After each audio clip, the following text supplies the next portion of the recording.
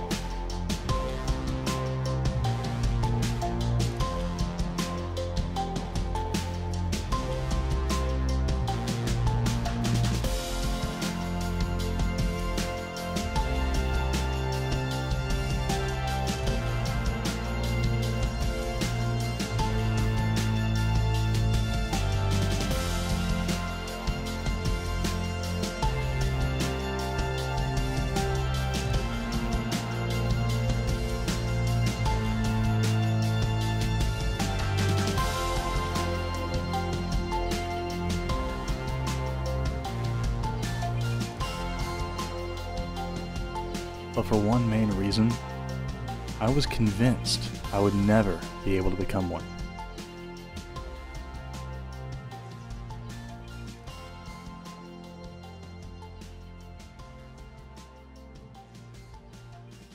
This shit is expensive, and for over a decade, I just couldn't afford it. Growing up, I ended up spending much of my spare time on flight simulators. First Microsoft Flight Simulator, followed by X-Plane, and now back to Microsoft Flight Simulator, except this time 2020. I poured thousands of hours into flight simulators, literally. As I got older, and as my flight sim hobby got more advanced, I started wondering, what if I could get my pilot certificate cheaper? I thought maybe all of my time in flight simulators could be valuable. Turns out all I needed was 40 hours of flight time, with at least 20 of it including an instructor sitting next to me. The average hourly cost of a plane in my area is $130, and the instructor about $35. So with some basic math, all I needed was $5,900. Let's call it an even $6,000. Now anyone with a certificate will tell you that most people don't get it in 40. Some get it in 50, most around 60, but it's not uncommon for it to take even 80. If you ask an instructor how long it'll take to get your private pilot certificate, they'll probably all tell you, it depends. So I decided I was going to get it as cheaply as possible, because frankly I had to. $6,000 was more than just spending money to me, that was sacrifice. Plus, I liked the challenge of it. In flight training, you'll find that you'll need to learn all sorts of things. I could use the flight simulator for practicing more than you might expect. Thanks to FS 2020, I could do some practice maneuvers.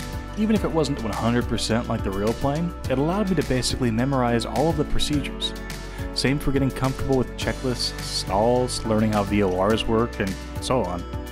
Using services like Pilot Edge, I could actually practice my radio calls and flying with air traffic controllers, learning the traffic pattern and more. Basically, I could learn many of the things I would normally learn in the plane while paying by the hour without paying a dime. So when it came time to actually get in the airplane, I could simply focus on learning how to fly. From start to finish, it took me about a year.